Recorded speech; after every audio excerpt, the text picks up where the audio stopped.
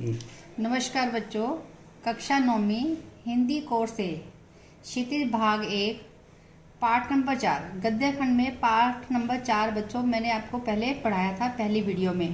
पाठ का नाम था सांवले सपनों की याद और लेखक थे जावेद हुसैन। अब बच्चों आज हम गद्यांशों के आधार पर कुछ प्रश्नोत्तर करेंगे, ठीक है। अब ध्यान से सुनिए, मैं पहला पैराग्राफ बोलती हूँ और कुछ क्वेश्चन दिए हुए हैं, उनके आंसर आपको लिखने हैं। अब मुझे नहीं लगता कि कोई इस सोए हुए पक्षी को जगाना चाहेगा, ठीक है। वर्षों पूर्व खुद सालिम अली ने कहा था कि लोग पक्षियों को आदमी की नज़र से नहीं देखना चाहते हैं, ये उनकी भूल है। ठीक उसी तरह जैसे जंगलों और पहाड़ों, झरनों और अवसारों को भी प्रकृति की नज़र से नहीं, आदमी की नज़र से देखने को उत्सुक रहते हैं। भला कोई आदमी अपने कानों से पक्षियों की आवाज़ का मधुर संगीत सुनकर अपने भीतर रोमांच का सोता फूटता महसूस कर सकता है। अब देखिए बच्चे, इस गद्यांश के आधार पर कुछ क्वेश्चन है, उसके आंसर आपको लिखने हैं। मैं आपको आंसर भी बता दूंगी, लेकिन आप अपनी कॉपी में अपने आप बनाकर लिखेंगे। प्रश्न नंबर पहला, सोए हुए पक्षी किसके लिए प्रयुक्त हुआ है?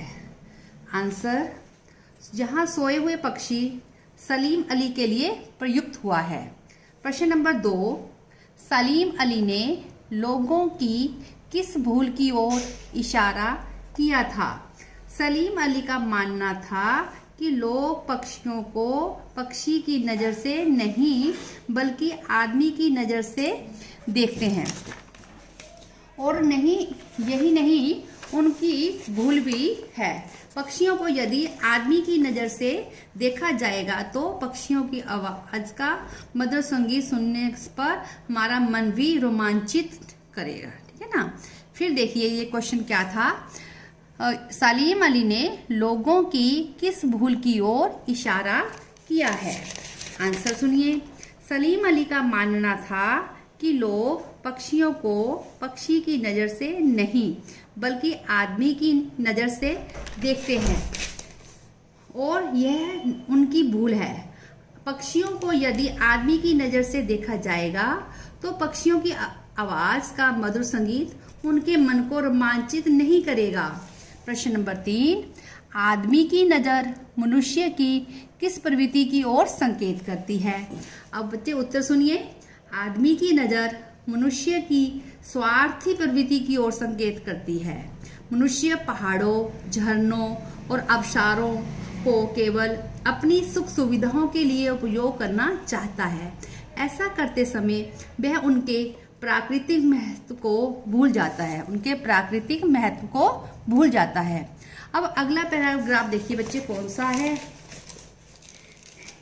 सेकंड पैराग्राफ है, उन जैसा वर्डवाचर शायद कोई हुआ हो, लेकिन एकांत क्षणों में सलीम अली बिना दूरबीन भी देखे गए। दूर क्षितिज तक फैली जमीन और झुके आसमान को छूने वाली उनकी नज़रों में कुछ वैसा ही जादू था जो प्रकृति को अपने घेरे में बांध लेता है। सलीम अली उन लोगों में थे जो प्रकृति के प्रभाव में आने की बजाय प्रकृति को अपने प्रभाव में लाने के लिए कायल होते थे। उनके लिए प्रकृति में हर तरफ एक हंसती खेलती रहस्य भरी दुनिया पसरी थी। यह दुनिया उन्होंने बड़ी मेहनत से अपने लिए गढ़ी थी।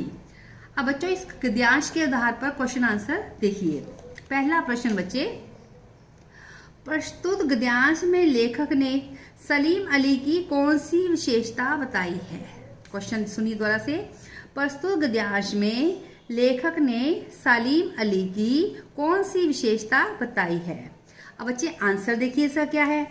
प्रस्तुत गद्यांश में लेखक सलीम अली के बारे में बताते हैं कि कभी कभी वे दूरबीन के बिना भी रहते थे। उस समय उनकी नज़रों में प्रकृति को बांधे रखने का जादू दिखाई देता था। वे प्रकृति के प्रभाव में आने की बजाय प्रकृति को अपने प्रभाव में लाने का प्रयास करते थे। बच्चे प्रश्न नंबर सेकंड में है, सलीम अली प्रकृति को किस प्रकार देखते थे। अब देखिए, सलीम अली प्रकृति को इस प्रकार देखते थे मानो प्रकृति में हर तरफ एक हंसती खेलती रहस्य भरे दुनिया हो। यह दुनिया उन्होंने अपनी मेहनत से ही गढ़ी थी। अब प्रश्न नंबर 3 देखिए, दूरबीन के बिना सलीम अली कब रहते थे। लिखिए आंसर, दूरबीन के बिना सलीम अली कब रहते थे। आंसर देखिए, अपने एकांत क्षणों में सलीम अली दूरबीन के बिना ही रहते थे। कब रहते थे? एकांत क्षणों में, एकांत पलों में भी। क्षणों को क्या कह सकते हैं? पलों में भी।